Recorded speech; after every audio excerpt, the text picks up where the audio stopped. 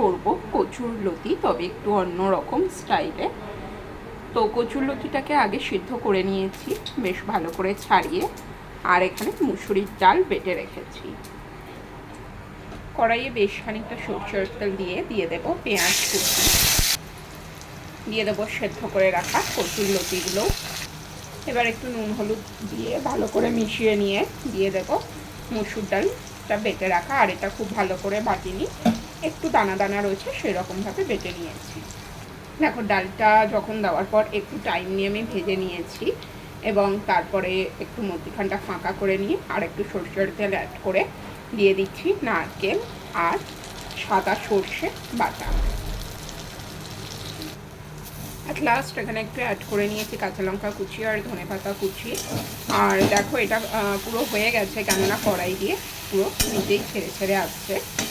তো it's almost done, and at last এটাকে আমি প্লেটিং করে নিলাম। আর দেখতেই পাচ্ছ, দেখতেই কতটা দারুণ হয়েছে, খেতেও দুর্দান্ত হয়। তো অবশ্যই তোমরা এটা বাড়িতে ট্রাই করো, আর এই রেসিপিটা কেমন লাগলো জানাতে কিন্তু একদমই ভুলো না। আর যদি এরকম ইউনিক নিত্য নতুন রেসিপি পেতে চাও, তাহলে অবশ্যই আমার পেজটাকে ফলো করে রেখো আর আমার চ্যানেলটাকে সাবস্ক্রাইব করে দিও। টাটা।